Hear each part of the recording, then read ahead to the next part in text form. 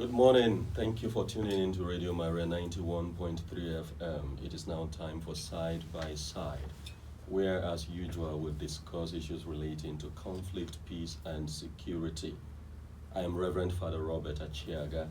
Chiedu Ude is here by my side. Good morning, Chiedu. Good morning, Father Robert. Good morning, listeners. We're joined by a very special guest. He is among those who listen to this program and call in to make very valuable contributions to conversations here. So today we decided to bring him into the studio so that he can participate and make more contributions so that our listeners can savour from the sweetness of his wealth of experience and knowledge.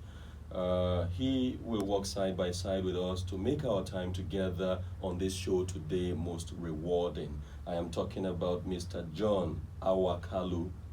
He is a legal practitioner who has been in the profession for over 3 decades now. He's an expert in litigation, a criminal defense attorney, property consultant, an arbitrator, a medical law practitioner, a member of the Medical Law Professionals Association of Nigeria, MELPAN, and an expert in surrogacy-related issues. You are most welcome, sir. Thank you, Reverend Father. Thank you, listeners. It's my pleasure to be here. Now, later on the show, we are going to be joined by another guest. Special indeed he is, and that is Mike Utsaha Esquire. He will join us, and together with John Awakalu, the two of them being lawyers, our day will be spiced up with a lot of insight, knowledge, and experience. So do stay as the show unfolds. Our guests will help us with the topic which we have chosen today, and that is improving security through good neighborliness, increasing security through good neighborliness. We believe that if we are our brother's keeper in Nigeria, security will be much better. We have said it on this show again and again, that if we leave security in the hands of just the official security agents, the police, the military, the DSS, and others, we are not going to go anywhere near where we are destined to be as a community of loving persons. But if everyone becomes involved, beginning from the family unit, the community level, the state level, the national level, then our country will become much better for it. So today we are going to be discussing improving security through good neighborliness. Chiedu, actually, good neighborliness is part of the prominent angle of Nigeria's foreign policy. We maintain a good neighborliness foreign policy with our neighboring countries, right? Yeah, sure. Nigeria has, as a matter of fact, over decades been involved in ensuring that peace return to our neighbors where conflict has reared its ugly heads. So what we can say, good neighborliness is one of Nigeria's export in the West African region. So since you have said a little bit on that, then you should go ahead and give us the headlines. We have very many and interesting headlines for you, and Chiedu will do us the honor to deliver those headlines. Okay, let's begin with the foreign scene. On the foreign news, 3 killed, 11 injured in U.S. shooting, Punch newspaper. Putin threatens new strikes if Ukraine gets missile supplies. Volcano erupts in Philippines. Government raises alert, begins evacuation. That's according to Punch once more. Bangladesh port fire kills 34, injures 30. Now, back home in Nigeria, we have news on public health and food security. Farmers lament as fertilizer hits 30,000 naira per bag. That's according to Daily Trust. Tomato, onions, and other food prices rise as rainy season deepens. Daily Trust. Alliance for Green Revolution in Africa unveils training program for 300,000 maize farmers in Kaduna, according to Daily Trust once more. Then we have news on technology, digital economy, and crime. $1 billion has been lost in cryptocurrency scams since 2021. Federal Trade Commission warns.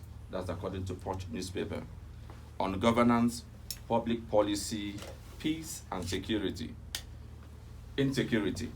National reconciliation, panacea for Nigeria's peace. UN tells federal government. That's according to Vanguard. Soludo bars government officials from making public donations at functions. That's according to Daily Post. We also have news on environment, security, and ecological peace. Thunderstorm destroys radio station in Enugu. World Environment Day 2022. Declare state of emergency over erosion. Activist urges federal government. That is according to Punch newspapers. 120 hospitalized in Kano as expired industrial gas contaminates air. Daily Trust. Deforestation, now a serious crime. That is according to the Anambra State Commissioner for Environment, Mr. Felix Odimegu. That's from Daily Trust. Drug and human trafficking. We have a news from NDLA.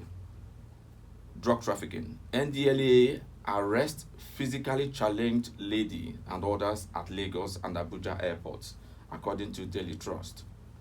On terrorism, banditry, kidnapping and other violent crimes. From Punch, we gather that gunmen invade Benue Church and abduct cook. 4 killed as rival court gangs fight over politicians' cash gift. From Daily Trust. Vigilante killed in Abuja over blasphemy, according to Daily Trust once more. Katsina communities deserted as gunmen kidnap women and children. Native doctors flee as security agents storm 9 Anambra shrines. That is from Punch newspaper again. Kwara deploys security operatives in Obo, Ayegunle Osi, over kidnapping, killings, and orders. Police demote corporal for promoting cultism in viral TikTok video. That's according to Punch newspaper. Insecurity in the Northeast. Chief of Army Staff pledges to re-engage competent retired military personnel. That's from Vanguard. And finally, how gunmen attacked Ondo Church, killing over 50 during Mass. This is from the Nigerian Tribune. Chiedu, so many headlines, and they are all related to conflict, peace, and security in Nigeria. Unfortunately, most of the headlines are cast in a negative way. Only a few of them say something very positive about developments in the area of peace, security, and conflicts. Let us take a few of these headlines and see what insights our guests can provide for us. Let's begin with vigilante killed in Abuja over blasphemy. Now, many national dailies covered this news, but the Daily Trust informs us that a member of a vigilante group was Friday killed in the Lube area of Abuja over an alleged blasphemy against the Prophet of Islam, that is Prophet Muhammad. The mob killing occurred at the Timber Market section of Fruit Market in Federal Housing Estate, Lube. That's a very busy area, so you would understand this must have happened in the glare watch of many people. It happened around 1 p.m. on Saturday after the victim sought refuge in the vigilante office in the market. It was gathered that the local security outfit was outnumbered by the mob that killed him in front of the office and thereafter burnt his remains. Someone who heard this said to me, Father Robert, if they do this to a fellow Muslim, what happens to a non-Muslim? Barrister John, you followed this, and did you make sense of this development, especially given that just a few weeks ago, a young lady, a student, was killed in Sokoto, and her schoolmates were involved in the killing? Have we lost our humanity? It's a very serious issue, and it's rather very pathetic that in this year and age in Nigeria, we are hearing stuff like this. Yes, like you've said, recently in Sokoto, it happened to the chagrin of every Nigerian. And when you consider that the Sokoto incident was spearheaded, pioneered, executed by students who are supposed to be enlightened, you now realize that what we are dealing with is not something that has to do with education or no education. It has nothing at all to do with education.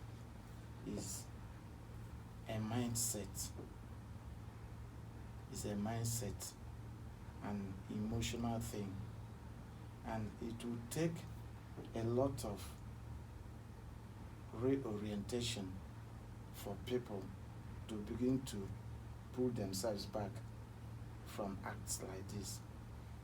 And for it to have happened so recently, and here in the nation's capital, the seat of government of Nigeria, it is also happening, shows that maybe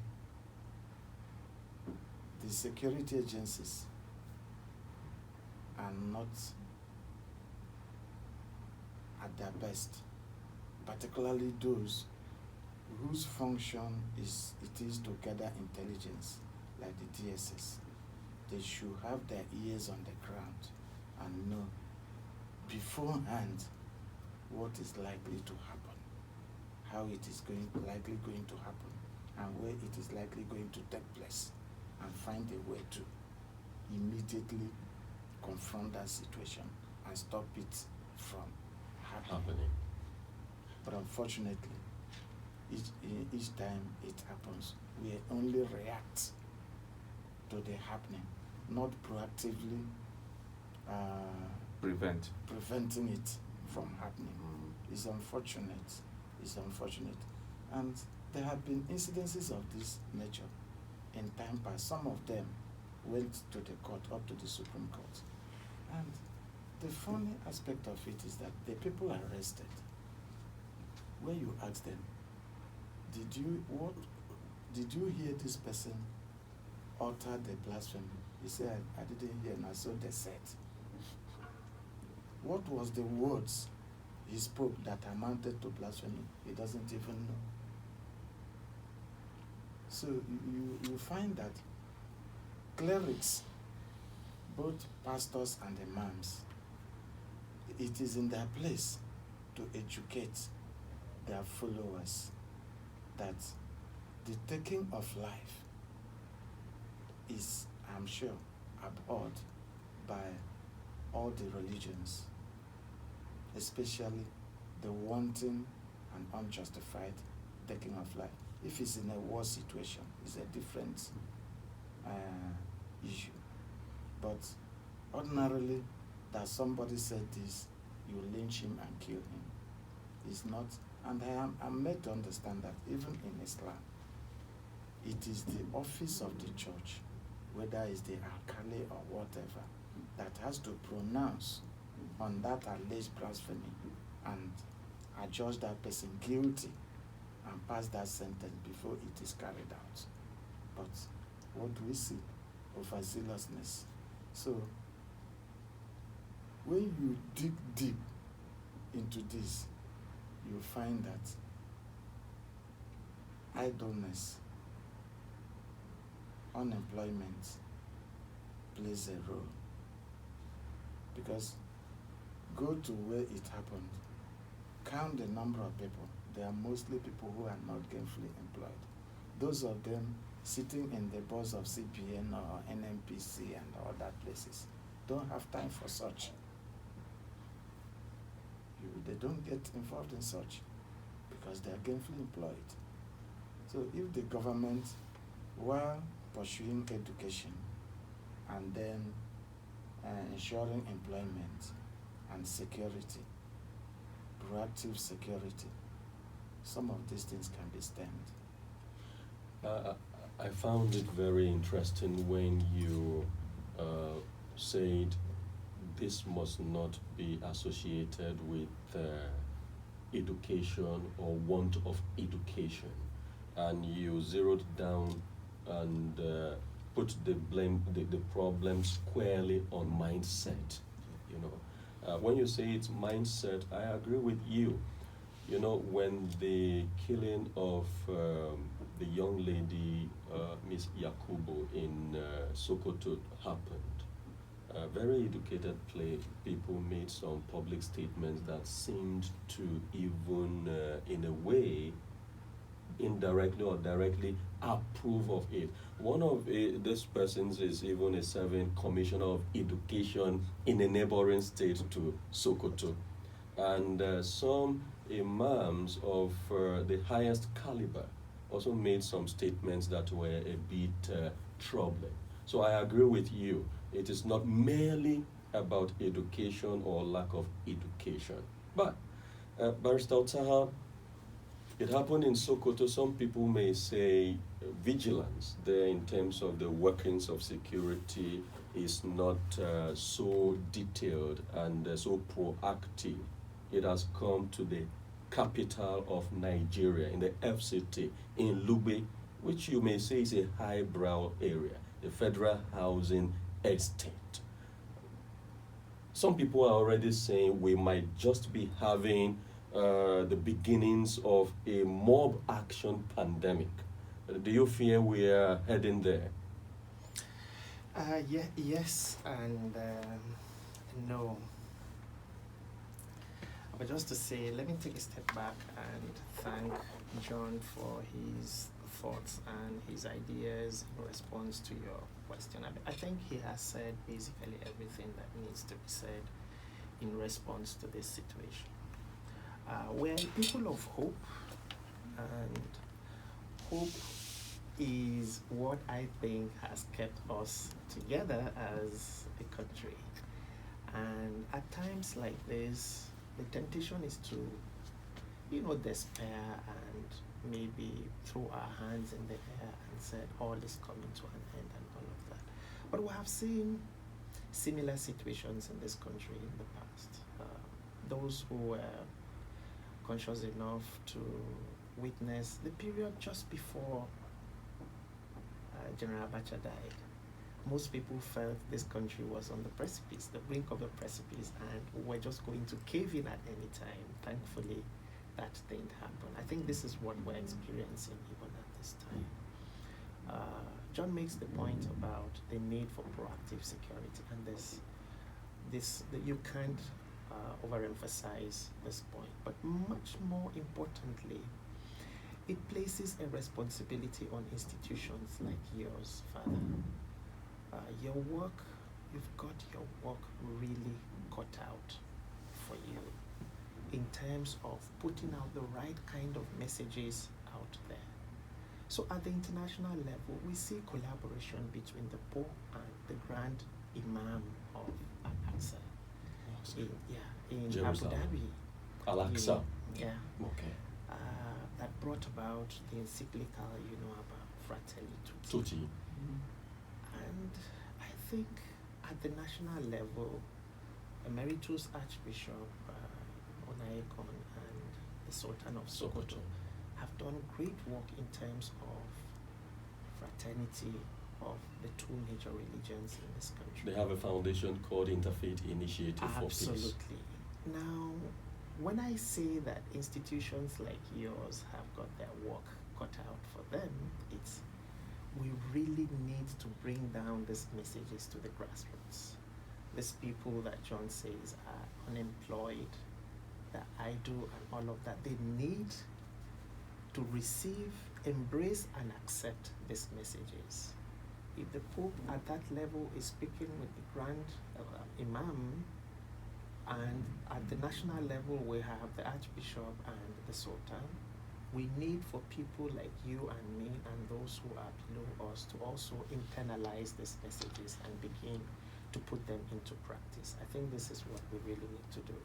But you can't overemphasize the need for proactive security, the point he made earlier on, and then other measures.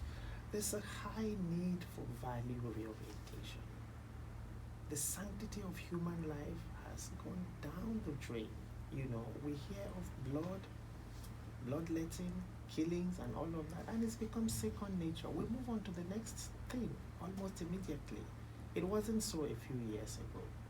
You know, we valued life, we took life very seriously. Now, in the minute, someone loses his or her lives, and sometimes in large numbers, and we carry on as if nothing has happened. I think we need to bring this back in our society. From the homes, parents need to, you know, reorientate kids about the value of the sanctity of human life. Religious institutions, social groups, you know, media institutions, we all are involved in this. It's not just about government. Government has to lead the response, but all of us are involved, and we must all do that which is required of us to stem the tide. Institutional roles and our corporate social responsibility for the right messages that need to be out there. Speaking of which, for the next headline, which I intend to get your insights on, I would like to do something we have not done here. So, Chiedu, you took that headline that said, how gunmen attacked Ondo Church, killing over 50 during Mass. Maybe you're already aware that some news outlets said over 20, others said tens, others said 35, others said 70. Some even said 31. Others said a priest was kidnapped. Others said it was shooting. Others said bombing. Yeah. Part of what it takes to put out the right message is to get the facts right. And there is no better way of getting the facts right than hearing from those who are on the ground. So we are going to put out a call to the Director of Social Communications of the Catholic Diocese of Ondo, Reverend Father Augustine Iku. He will speak to us all the way from Ondo State. I guess he's even in Owo now, and let us know exactly what happened and what is happening now and what will happen.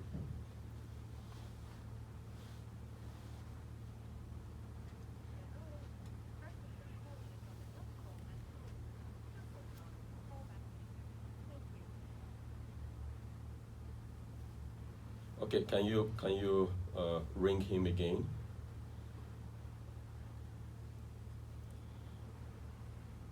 Okay, we are trying to reach Reverend Father. No, try the same number, the one that was busy. We are trying to reach Reverend Father Augustine Iku, who is the Director of Social Communications in the Catholic Diocese of Ondo, so that he can give us a sense of developments in the incident of yesterday. Do we have him on now? Hello, Father. Good morning. Good morning, Father. How are you doing? We are calling you from Radio Maria, and the show is Side by Side. First of all, from Radio Maria and all the guests here, we would like to condole with the Catholic Archdiocese of Ondo on the regrettable losses that were recorded yesterday following the attack on St. Francis Catholic Church in Owo. Be assured of our prayers, and our hearts are with you. I was wondering if you would be in the right state of mind to even answer our questions, but it is better we do this than we leave it undone. So if you don't mind, I would like to ask you some questions. You are live on radio and many people are listening to you. Okay, so first of all, can you take us through the events of yesterday as they happened? What exactly happened?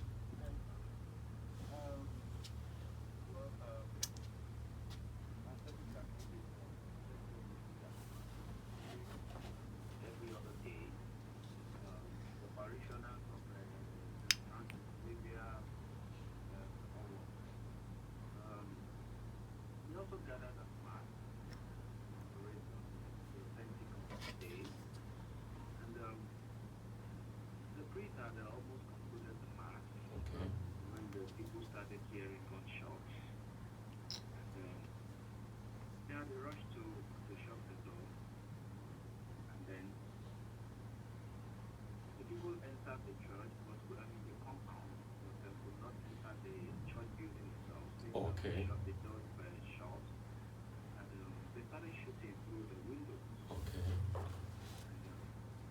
Unfortunately, they found so many persons dead. But now, the best we can say, it's a difficult situation. And I am sure that if they had gained a full admittance into the case yesterday, they would have fighted their community. That is the big intention.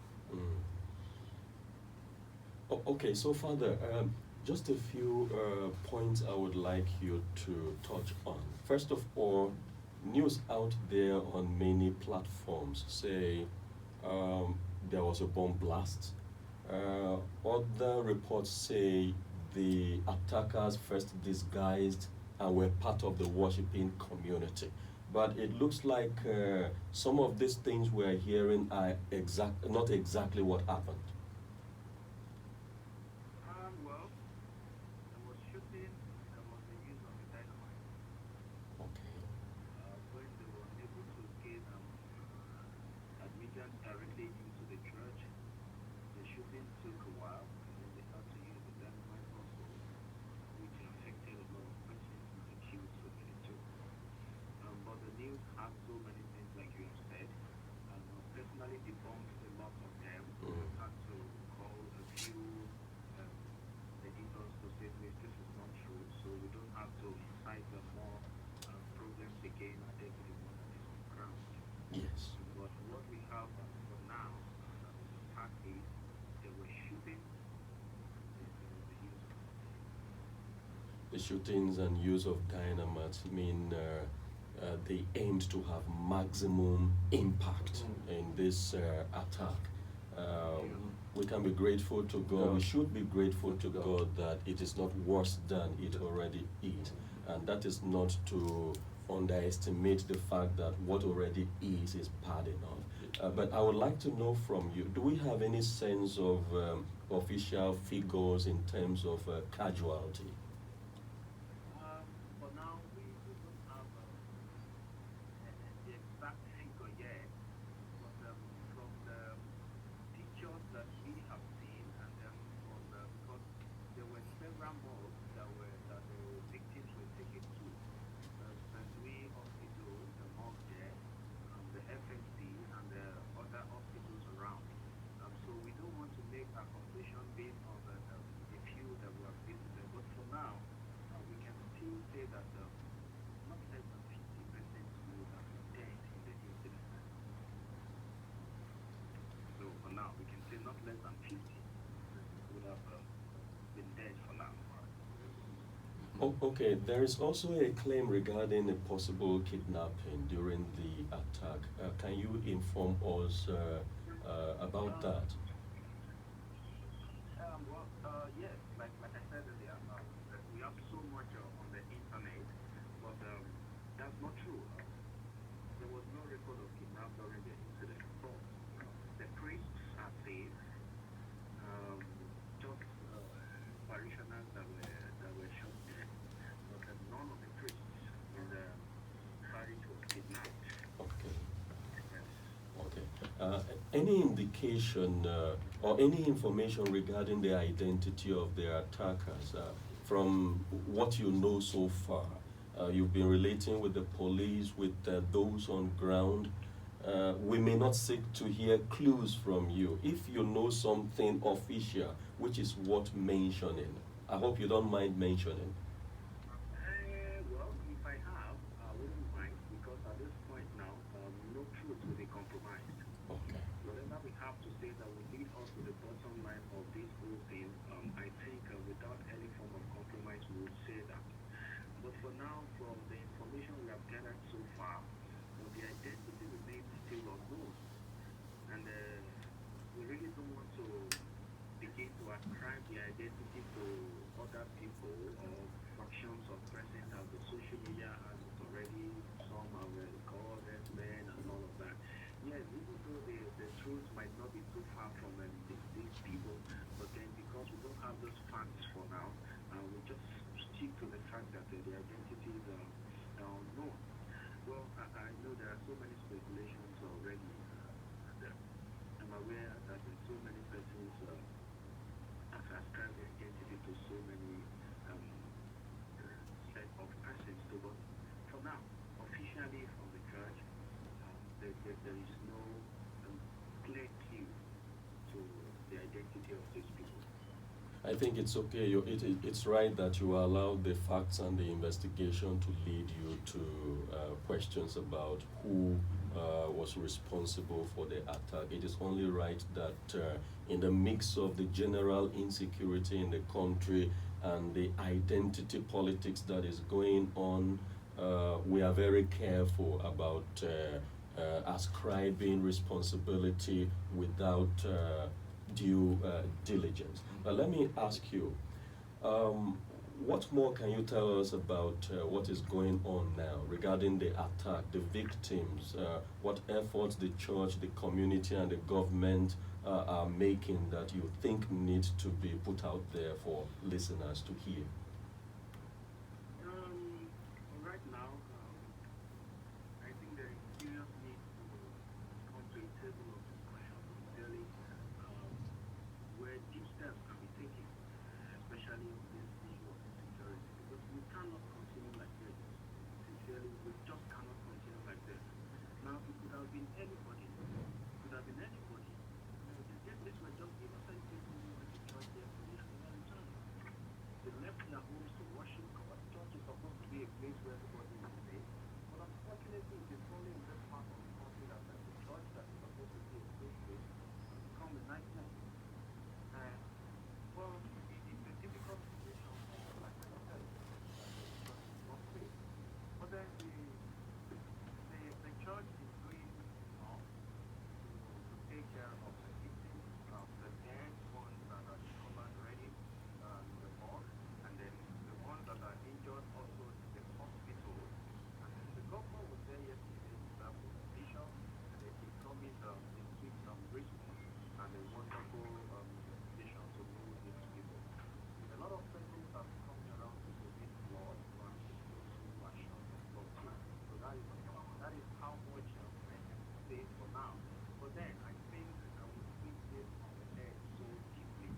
Everybody has to be security conscious. This is a battle for everybody. And then we just have to begin to know how to secure ourselves. And that is the important part. Yes, the much you have said is quite very important, and we thank you for the courage and the self-composure to be able to do this with us. Please convey our deep sentiments of unity with you in the Diocese of Ondo State, and our sympathies and our prayerful sentiments to all the good people of Ondo State. Thank you so much for your time, Father Augustine Iku. All right, bye. Okay, so our listeners, that was Reverend Father Augustine Iku, the Director of Social Communications for the Catholic Diocese of Ondo State. He took us through the events as they happened, helping us to set aside some of the information out there that is not factual. and also guiding us through some of the efforts that the church is putting together. I was fascinated by his finding it useful to appreciate the role being played by ordinary people who were coming to donate blood, and for acknowledging the support, overwhelming support that many people have been giving to that community, to families, to the church in Ondo State, the people of Ondo State. Barrister Kalu, when you got this news, when you started seeing the videos and pictures flying around, what came to your mind? Thank you very much. It's a matter of deep sorrow that a thing like this happened yesterday during a church service, especially during Pentecost week and day. Very unfortunate. But if you ask me, it calls to question so many things about the place of the church in the scheme of God's word. Whether the church is in the right place. Because the Bible said, and ye shall receive power. After that, the Holy Ghost is come upon you. Now, and on a day, Pentecost is being celebrated, when the church should be an embodiment of power, the power of God. It says, when the power of God comes upon the people shall be willing that a thing like that will happen. So I think the church should do well to reconsider its place in the scheme of God's agenda and try to fit in properly, because Jesus remains the vine, and any branch that is not rooted in the vine is usually cut off. And he admonishes that it is not by power nor by might, that is not by our own strength, it is him. So except we put him first and allow him to be the leader, then all these things will continue to happen. That said, I think again, it is time again for the church to rise to the occasion in terms of security consciousness. In terms of security consciousness. And that I mean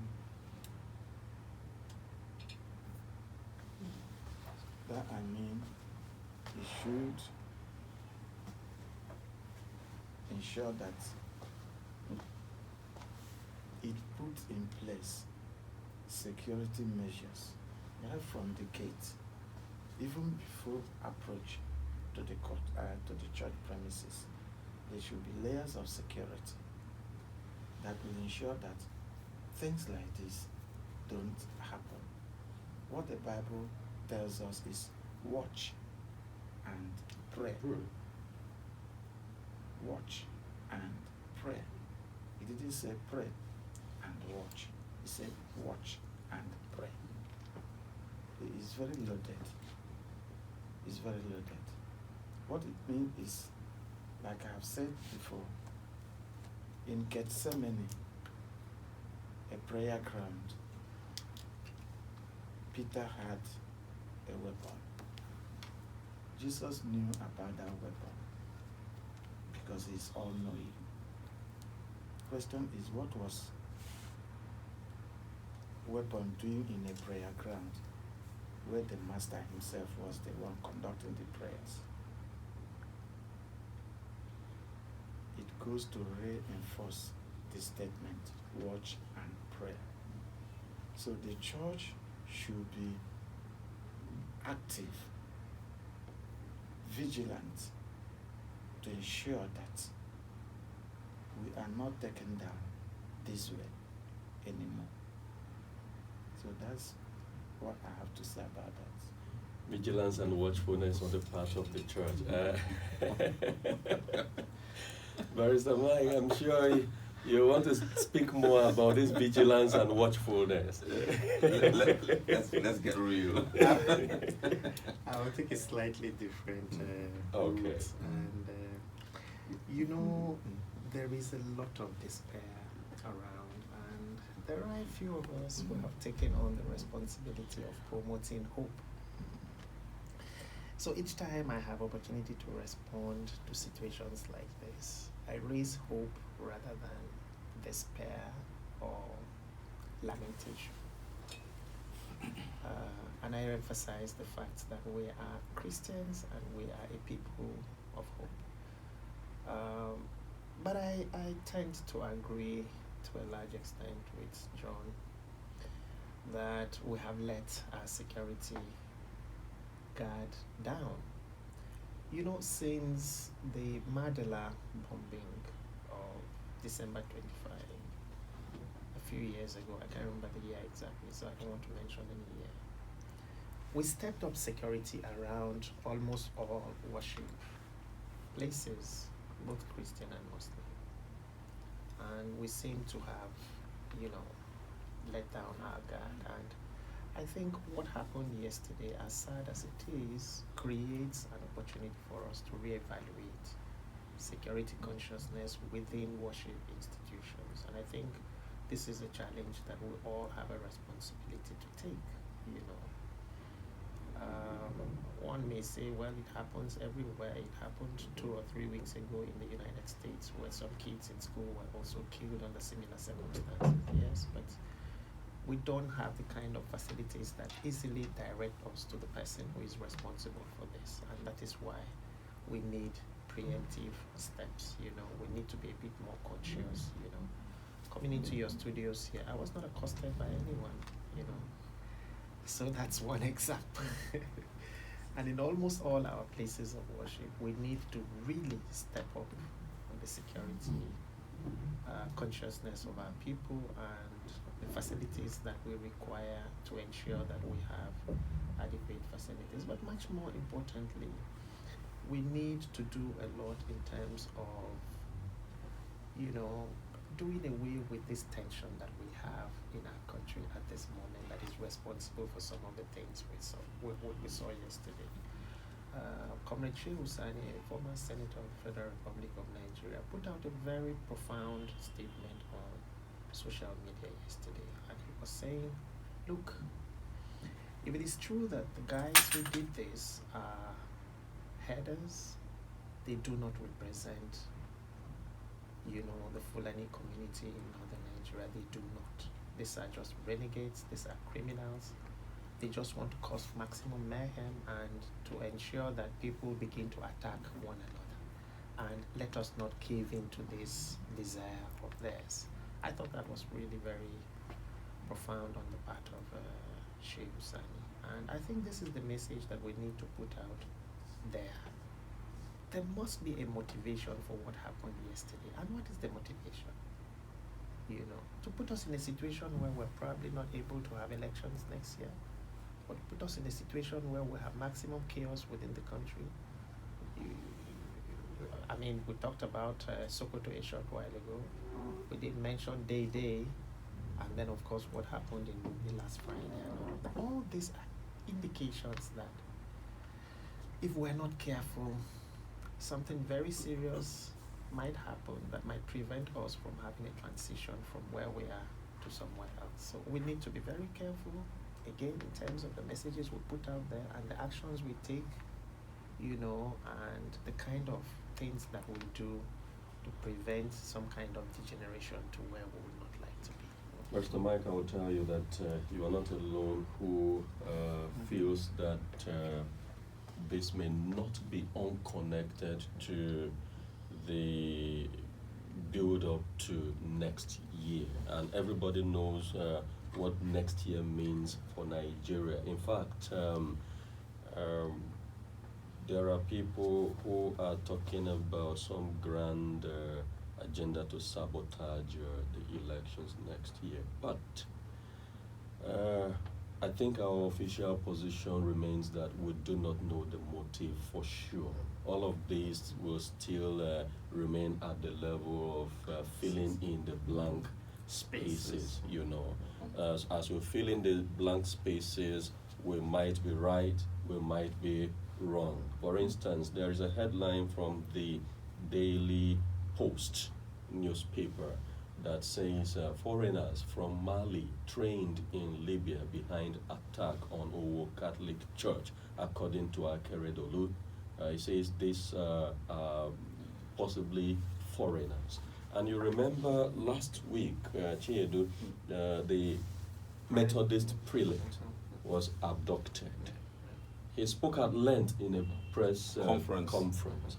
He mentioned that from discussions he heard his kidnappers have among themselves, these people boastfully spread already in different parts of Nigeria. He also expressed some fears about next year, but we are people of hope, like you said, and we continue to look for better times. We are running. Okay, you want to say something? Yeah. Barrister John talked about the rule of law at some point during his contribution, and then here we are.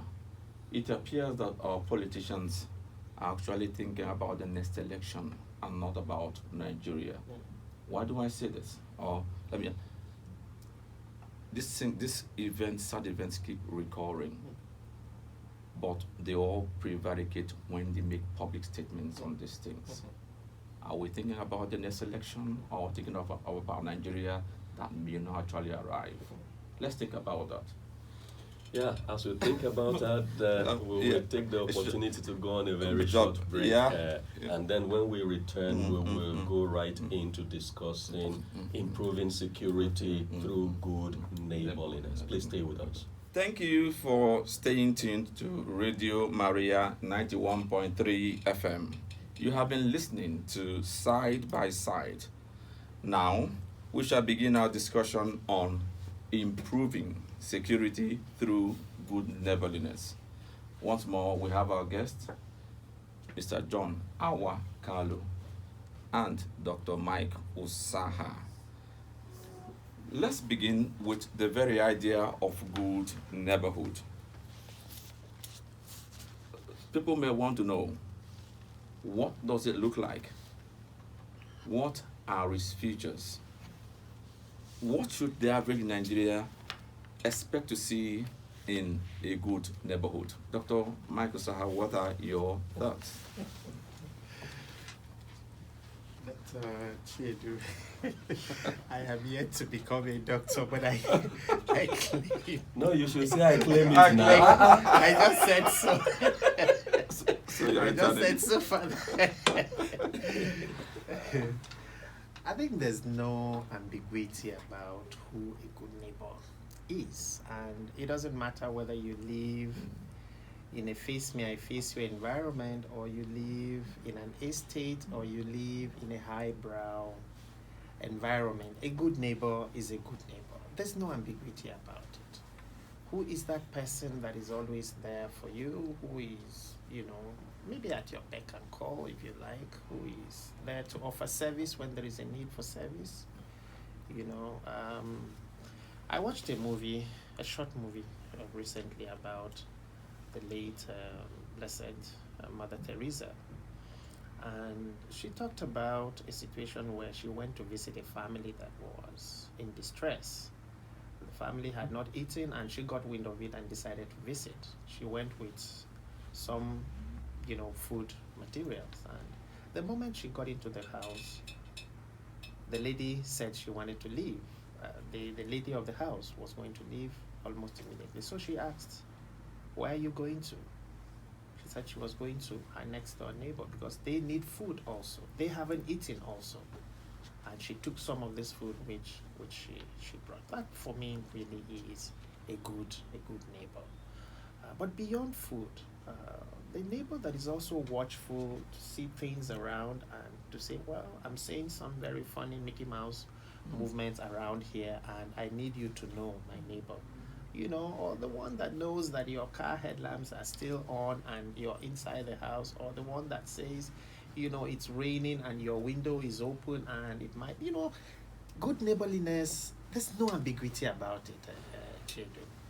We know a good neighbor when we see him, and a good neighbor will definitely advance the cause of security consciousness. Like I said, the one that sees movements around and decides that to provide information to others who are probably not even around in the house. You know, you're not in the house. Are you in the house? First, a good neighbor will have the phone number or the phone contact of that neighbor, and you can reach such a person with relative ease. Are you around? I can see someone is funding with your door. You know, I can see someone moving around your house in a way that I don't understand. You know, so there's really no ambiguity about it, and I think it will really promote the cause of security consciousness, and I mean reduce the insecurity that we're currently experiencing here if we consciously decide that we will all be good neighbors to the people who live within the same environment with us. Yeah, this common saying, injury to one is an injury to all. Yeah, Sure. It's a common saying amongst, it's meant to promote good neighborliness and then being out there for your neighbor. I recall even while in during the university days, even in town planning, they said the town planning, the concept behind town planning in Nigeria then was meant to promote good neighborliness, fraternity, security, and then knowing who is your neighbor. But as they say civilization, not we say modernization, as it advances, we are drifting farther and farther apart from each other. In where I come from, they say no one person raises a child, but the community raises a child. Absolutely. Invariably, you keep an eye on what happens in your environment. If we are actually doing that, irrespective of our religion or ethnic origin, should we be witnessing scenes of this bestiality in our nation? Killing for blasphemy, killing the other person because it doesn't belong to my tribe. Barrister John. Yeah, I think not. We shouldn't. As Dr. Mike has explained, don't worry, equity regards have done that which ought to be done. Okay. But equity, Can you say it in Latin? You people Latinize a lot. equity also follows the law. Neighbor is very, very important in ensuring and assuring security.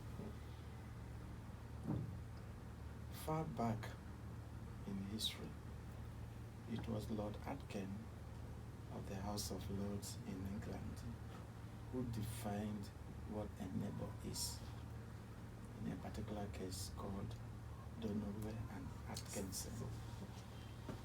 Now, in that case, he said a neighbor is one who is, or who you know or should imagine that will be affected by your action or inaction, directly, indirectly, or even remotely. That's your neighbor. Now, if we take that, you now find that if in doing whatever I want to do, I ask myself, this thing I want to do, how is it going to affect the next person who I am seeing, and even the person that I'm not seeing directly?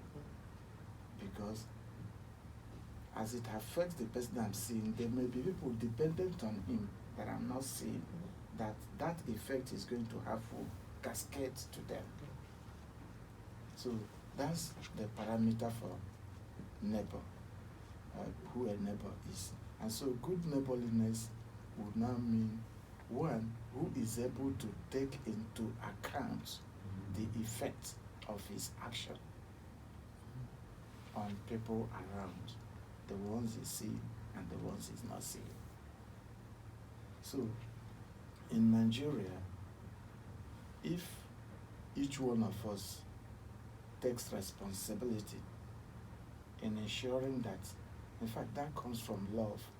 If you love yourself, you want to live, you want to have a good life, definitely that love will probably, because if everybody around you dies, you can't live.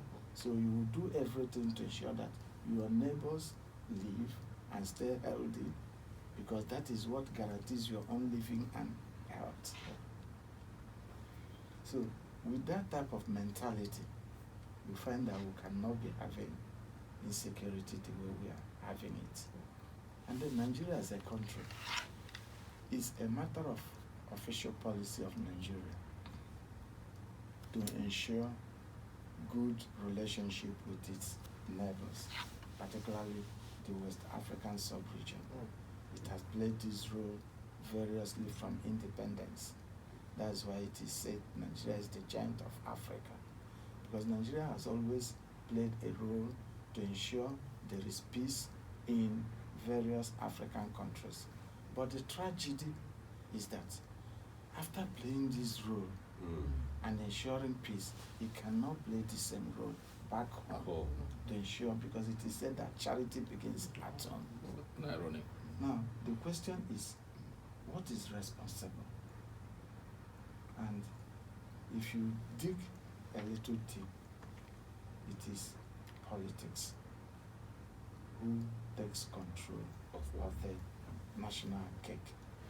And one of the best ways, or in quotes, that has been devised as a means of controlling this national cake is the use of force by non-state actors, encouraging non-state actors to use force to terrify some certain persons, and by so terrifying them, they will say, instead of me to die,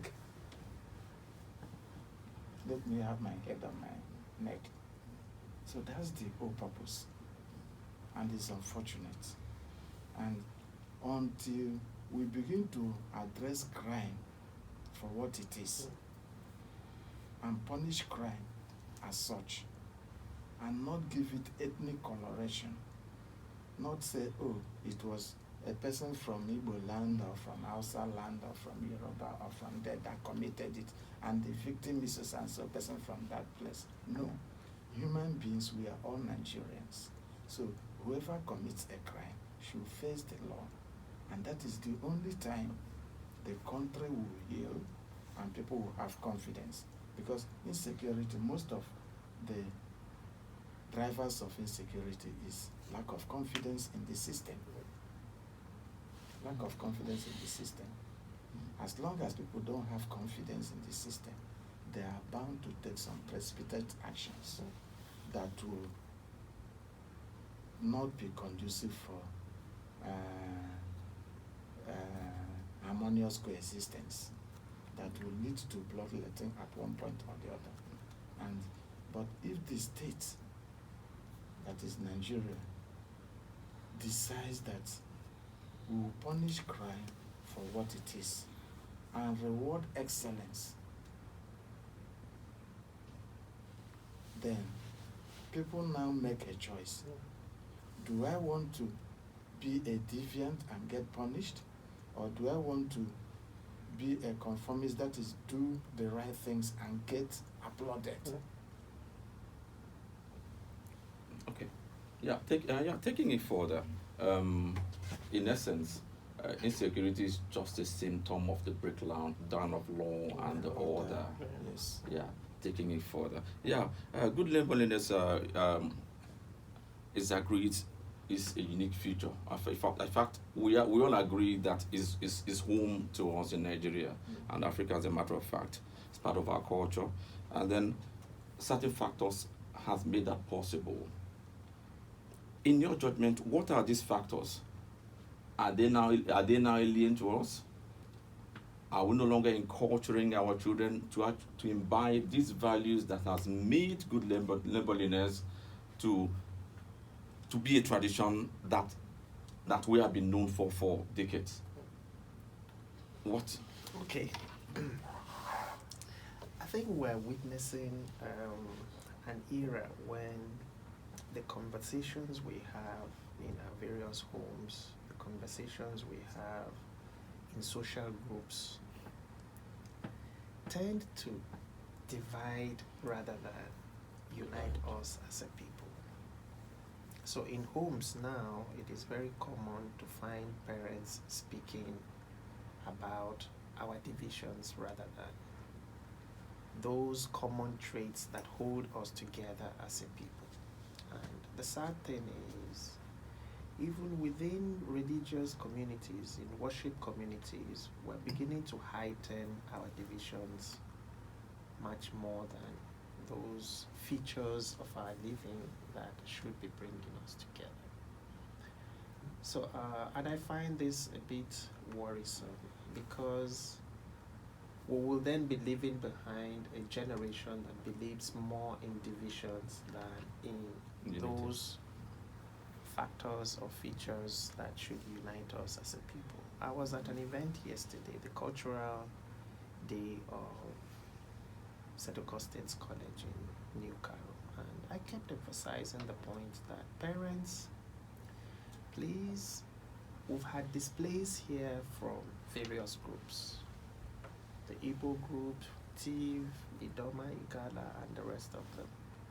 But at the end of the day, these students will go back to the same hostel, they will go back to the same classrooms, they will go back to the same refectories and all of that. And this is the point that we should constantly emphasize, that we may be different in terms of our ethnic groups, we might be different in terms of the regions of the country from which we come.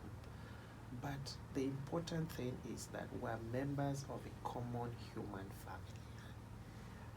I love Fratelli Tutti so much because of, the very profound statements that are made in that document. The Pope speaks about the global human community. We are one. Our common humanity is what is emphasized in that document. And this is the kind of conversations that I would like to see happen at family levels and at social levels. There's a lot of frustration in the land. There's a lot of disappointment, and like John said, we lack confidence in the system. But please, let these disappointments that we have with our system not push us to the point where we destroy everything that is around. After independence, we got into this period when, the events that led to the Civil War, and then we moved from there to no victor, no vanquished. And then we started building a nation, with the First Republic, which collapsed. The Second Republic, rather. And then we moved on to where we are right now. There are signals everywhere showing an unprecedented level of regional consciousness on the part of Nigerians, precisely because of the disappointments that we maybe talked about, the lack of confidence in the system. But again, in my usual way of preaching hope, I would say these disappointments shouldn't push us to the point where we will then just destroy everything that we find in our way. We must be conscious of our conversations, particularly in our homes, conversations that we have with our children, conversations on social groups, conversations in communities, particularly worship communities, that predispose us to good neighborliness, to unity, to cohesion, to fraternity, rather than, these divisive tendencies and divisive rhetoric that we find around this time. Yeah, no, I'm worried. Yeah. Both Barrister Utsaha and Barrister Kalu have painted a picture of what makes for good neighborliness. They have identified the family as a starting point.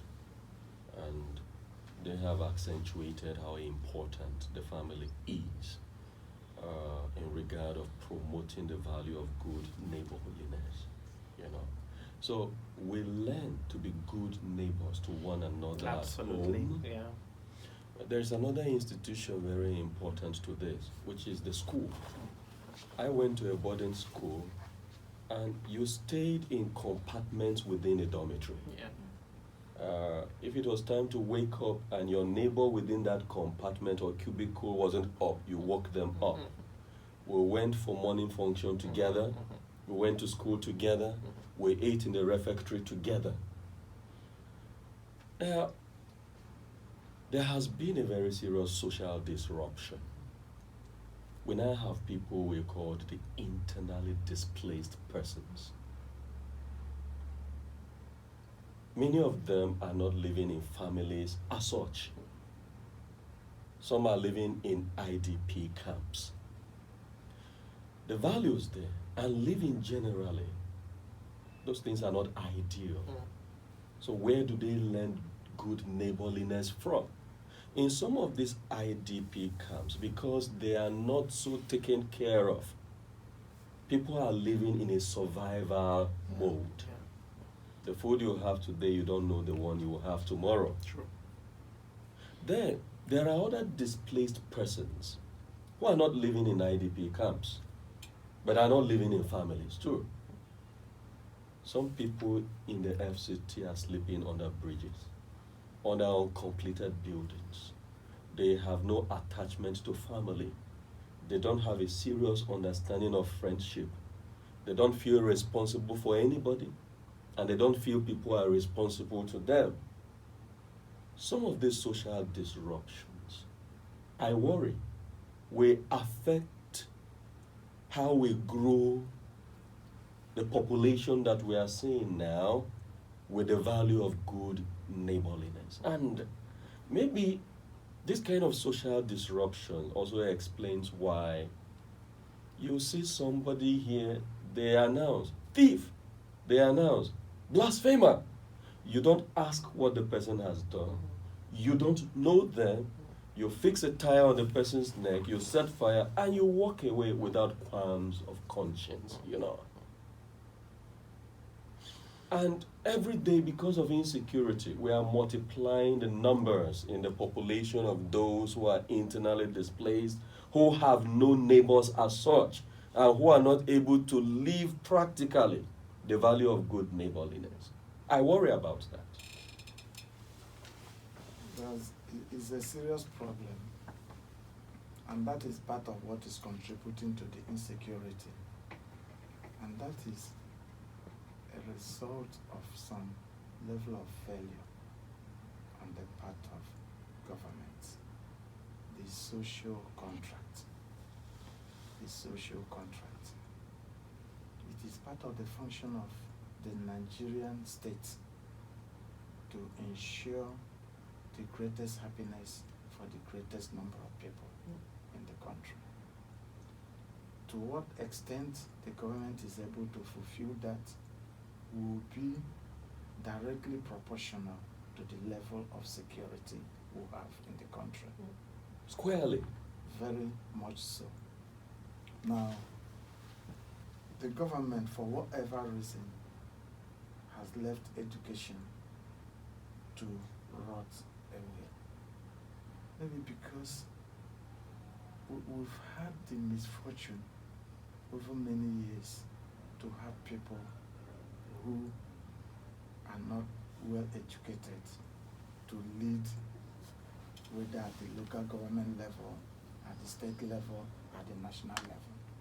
And so, for them, I didn't go to school, here I am, so what's the point? They destroy education. But once the mind is not enlightened, it becomes the devil's workshop. So, for me, it's a wake-up call on not just the government, but on faith-based organizations to step up. Yes, we all had various experiences growing up in the secondary schools, living in dormitories, even in the universities. Some of us had the privilege of living in the hostel. The other time, I was going through my papers. I saw my school fees in the university. How much was it? It was just about 150 naira. Good old days. Yeah. But don't be so fast. That 150 wasn't easy to come by. Yeah. So my children were laughing. I said, "My daddy, you mean this is what you were paying?" I said, "Well, then it was even difficult to have it." So the point is this, that it is so unfortunate that most of the people who benefited from the good old days of Nigeria are the ones who have helped to destroy the country. It's unfortunate. Now, Nigeria can embark on some social responsibility activities. Housing for All, we once had such programs. Housing for All by the year 2000, by the year this or that. Health for all. But they end up being programs on paper and never brought to reality. So the more the Nigerian government and public-spirited individuals, faith-based organizations come up and team up and pull resources together and make provision. Housing is very, very important to human development. If a man doesn't have a house where he can conveniently lay his head, he is exposed to the vagaries of nature. There is a limit to what he can do in terms of harm to people, because he is angry with society, with people moving around. He wouldn't know whether they are suffering the same deprivation as himself. I may not even care if he knows. So once he's already angry with them, and he can do anything, because for him, he has nothing to lose. He has nothing to lose, whatever happens. So it is for us, but as individuals, the much we can to help in educating people. The government, churches, mosques, all persons should pull resources together to ensure that we pull ourselves from this melee. Because without that, we will continue to degenerate to a point we might not be able to control what will happen the next minute. Yeah, education. I mean, it helps us to have a picture of a vision we can build on. That is the message. Educators, both at home, in the churches, informal educators, should help citizens look at a future we can envision together and build on. That way, we can ensure to have peace and security. I think our guests can now take a few minutes each and then respond to Chiedu. Who do we begin with? Well, I will. Okay. Don't refer any matter to us. The ball is in your court now. I wanted to go so that he could just round up. All right, okay. I think Jubri made some very salient points, and I want to narrow down to the point about the collapse of the traditional institution. Time was when the traditional institution in our country, Nigeria, played a critical role in societal, cohesion, let me put it that way. We're witnessing a situation where not only are we recruiting politicians into the traditional class, but we're recruiting people who are of questionable character. I'm sorry to say so, but the traditional institution does not, command the kind of respect that it did a few years ago. And that is affecting the level of effectiveness or efficiency with which they discharge their responsibilities. That is the lowest level of governance in this country, because you find traditional rulers at the lowest level before you go to local governments and then states and all of that. We must return to that point where traditional rulers are people of integrity, people of respect, people that command a lot of respect within the society, so that they're able to also discharge leadership at that level, and then we take it up from there. Yeah. Okay. Yeah. Thanks. About John. Yeah. For me, the point made by the various callers is very much around the fact that religion is not actually The problem. our problem. Yeah. That means it is the people that is the problem. Yeah. Just using religion as a smoke screen. Yeah. Now, in politics, let's take for instance a family. People want to cook food. You put the food in the pot, you get some charcoal and put fire on it and fan it. The charcoal heats up, and then the pot takes the heat, and then the food gets done. Those who were fanning the embers of the fire will eat the food. The charcoal that was burning would not partake in the eating. The pot that received the heat would not partake in the eating. Where did you get this analogy from?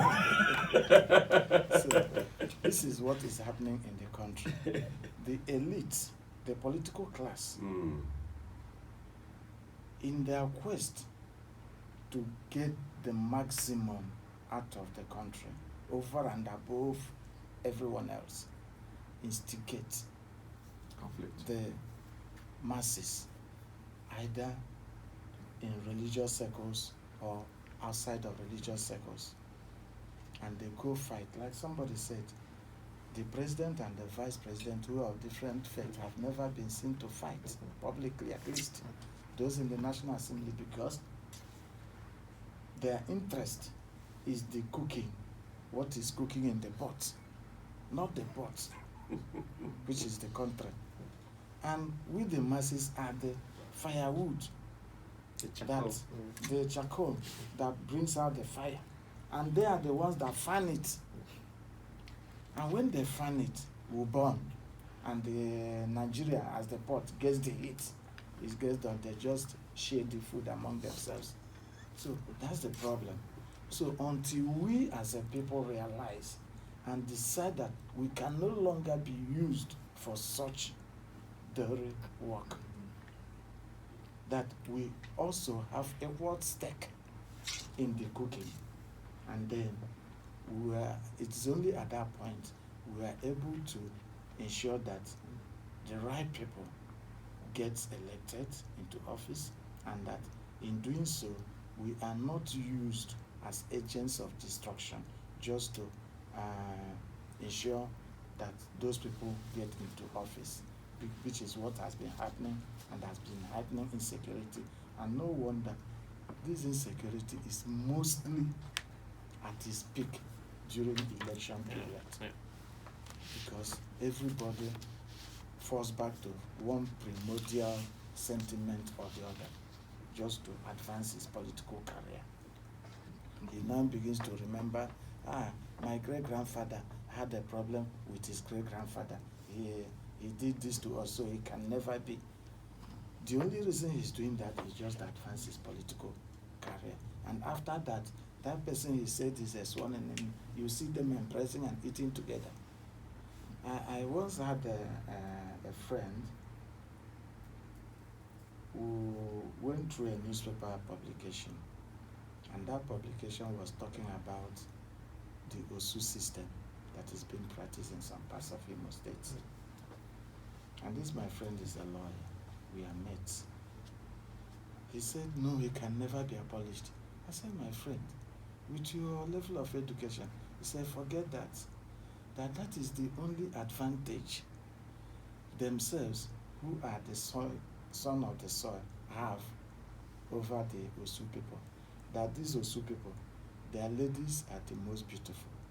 Their men have more money than the people of the son of the soil. That if they allow them to also take political power, that they are finished.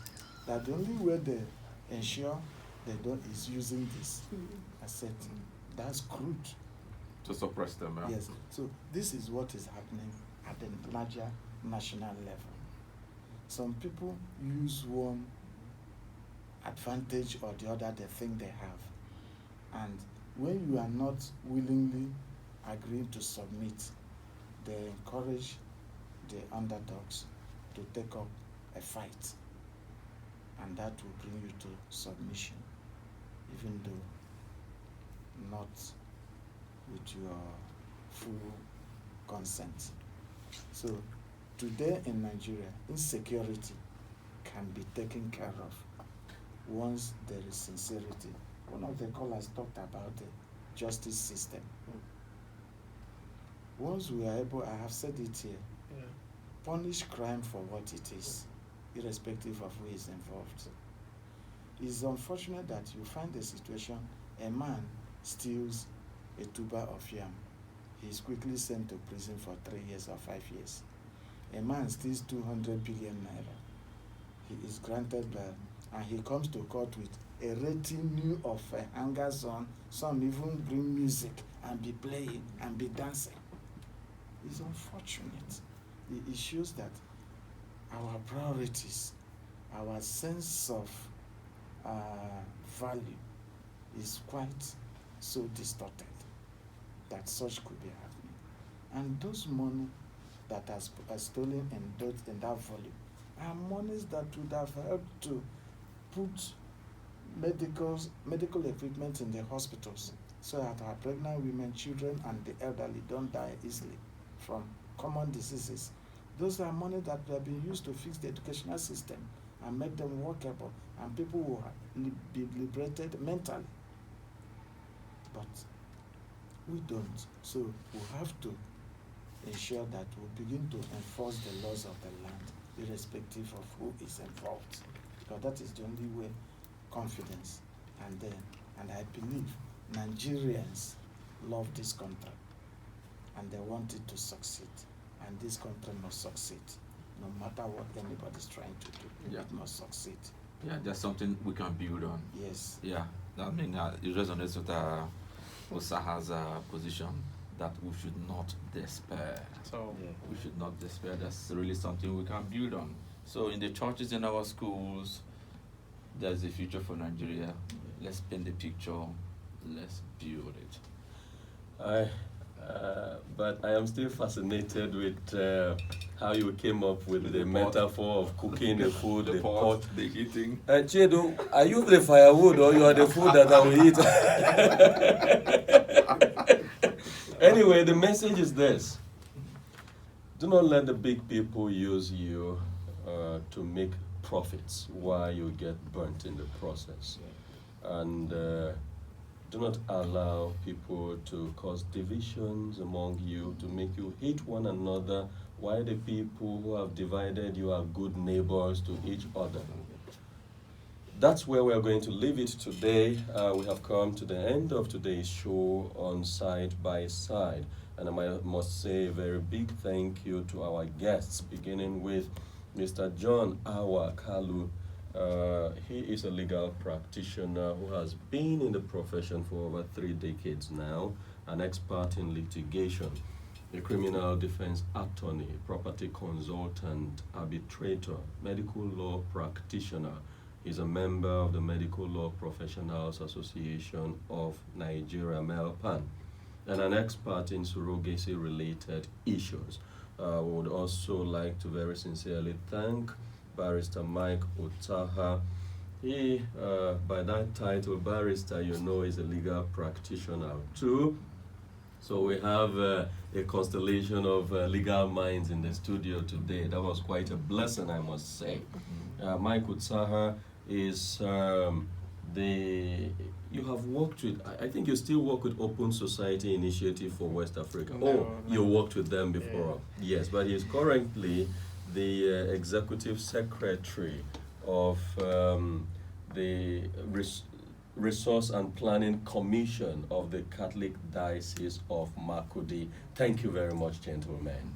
it's a pleasure. Thank you very much. And our listeners, thank you for joining us on the program today. The next edition of Side by Side will come your way Wednesday, the 8th of June at 10 a.m. Until then, keep listening to Radio Maria 91.3 FM. I am Reverend Father Robert Achiaga. I am Chiedu Ude. Assalamu alaikum.